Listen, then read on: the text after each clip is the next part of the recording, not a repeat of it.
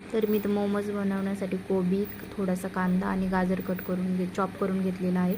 आणि त्याच्यानंतर आता मी तर तेल टाकलेलं आहे कढईत आणि मस्त आता हे असं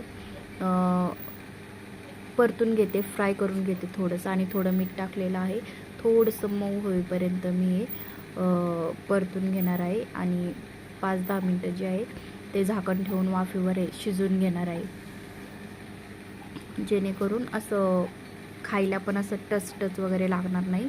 आणि मस्त मोमो असं हे इथं झालेलं आहे, बघू शकता. मस्त असं मऊ गाजर, कांदा वगैरे जे आहे त्यात टाकलेलं ते एकदम असं हे झालेलं आहे. आणि त्याच्यात मी टाकणार आहे शेजवान चटणी. आणि हे बघा, इथं मी शेजवान चटणी घेतलेली आहे, त्यातला 1 चम्मच जो आहे तो मी याच्यामध्ये टाकणार आहे. आणि याने काय होईल की मस्त अशी टेस्टी अशी चव येते आणि चांगलं लागतं चवीला. त्याच्यानंतर जे आहे मी ते इथं मस्त असे आता बनवून घेत आहे स्टफिंग भरून. इथं मोमोज आपले रेडी आहेत, अशा प्रकारे बनवलेत. आणि मस्त असं थोडंसं तूप लावलेलं आहे वरतून. आणि आता मी मस्त स्टीम करायला जे आहे ते ठेवलेलं आहे. आता इथं मी चटणी करायला घेतलेली आहे. त्याच्यासाठी मी तर अद्रक आणि लसूण जे आहे ते तेलात थोडंसं असं परतून घेणार, फ्राय करून घेणार आहे. त्याच्यानंतर मिरची, अद्रक, लसूण जे आहे ते पेस्ट करून घेणार आहे. त्याच्यानंतर मी हे तेलामध्ये फ्राय करायला टाकणार आहे आणि मस्त असं फ्राय करून घेणार आहे 1-5-10 मिनटं.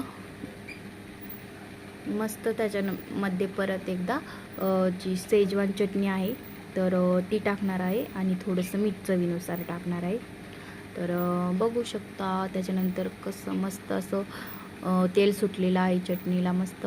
आणि चवीला पण खूप छान लागते शेजवान चटणीसारखी बाहेरच्या, बघू शकता. तर मस्त असं मी इथे ना 5-1 मिनटं तिला मस्त असं मिक्स करून घेतलेलं आहे. आणि त्याच्यानंतर खायला ही चटणी रेडी आहे. खूप छान लागते, बाहेरची चव विसरून जाल अशी मस्त अशी चव होते या चटणीची. बघू शकता मस्त असे मोमोज इथे रेडी आहेत.